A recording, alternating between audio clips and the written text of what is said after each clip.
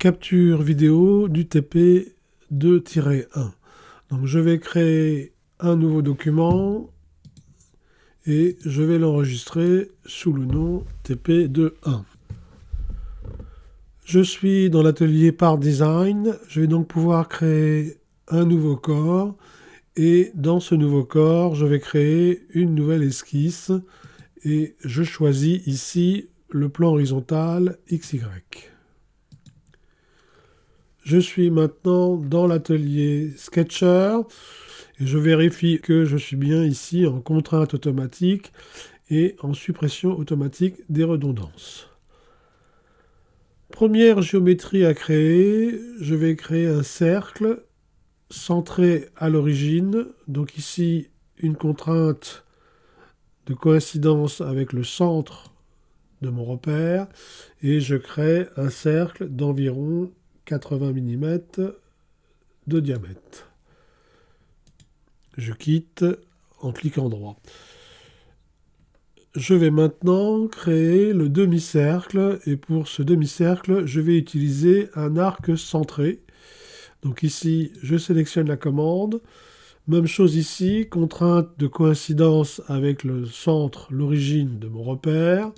Puis ensuite, une contrainte de point sur objet, l'objet étant l'axe Y pour l'origine de mon arc. Et même chose ici, point sur objet pour l'extrémité de mon arc. Clic droit pour quitter la commande. Je vais maintenant ajouter deux lignes horizontales. Donc ici, je sélectionne la commande ligne. Ici, j'approche le pointeur de la souris pour faire apparaître une contrainte de coïncidence avec l'extrémité de l'arc. Ici, contrainte automatique d'horizontalité et contrainte de point sur objet, l'objet étant le grand cercle, pour l'extrémité de la ligne. Je répète l'opération en dessous, donc contrainte de coïncidence ici, contrainte de point sur objet pour l'extrémité sur le grand cercle. Clic droit pour quitter la commande ligne. Je vais maintenant ajouter trois cercles. Ici, les petits cercles. Donc là aussi, contrainte de point sur objet pour placer le centre du cercle ici sur l'axe Y. Ici, sur l'axe X. Et ici, à nouveau, sur l'axe Y. Je vais appliquer une contrainte d'égalité entre ces trois cercles. Donc je sélectionne ces trois cercles, je clique sur ces trois cercles et j'applique ma contrainte d'égalité. Je vais maintenant supprimer cette portion du cercle placée entre les deux lignes. Donc pour ça, j'ai une commande ajuster. Il suffit simplement de cliquer sur la portion de l'arc à supprimer. Clic droit pour quitter la commande. Alors, je peux vérifier ici que le contour extérieur de mon esquisse est bien fermé. Je vais maintenant pouvoir appliquer les contraintes dimensionnelles. Donc, je sélectionne la commande contrainte dimensionnelle. Ici, je vais cliquer sur le grand cercle. Par défaut, FreeCAD me propose une contrainte de rayon, mais si j'appuie sur la touche M, je peux obtenir une contrainte de diamètre, donc ici 80 mm.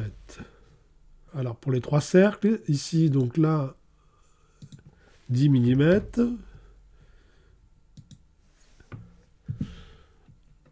Je dois fixer le diamètre de mon arc de cercle ici, donc même chose, j'appuie sur la touche M pour faire apparaître la contrainte de diamètre et je saisis la valeur de 32 mm.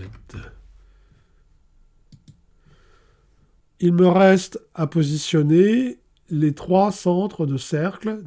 Donc ici, j'ai 3 degrés de liberté. Donc il va falloir que je fixe la position de ce centre. Donc je clique simplement sur le centre et je fixe la longueur à 28 mm. Même chose ici pour ce centre à 28 mm. Et même chose ici, 28 mm. Je valide. Je clique droit pour quitter la commande de contrainte dimensionnelle. Mon esquisse est entièrement contrainte. Je vais donc pouvoir quitter l'atelier Sketcher. Mon esquisse étant sélectionnée, je vais pouvoir appliquer une protrusion de 10 mm symétrique au plan. Je valide. Voilà, fin de la capture vidéo du TP 2-1.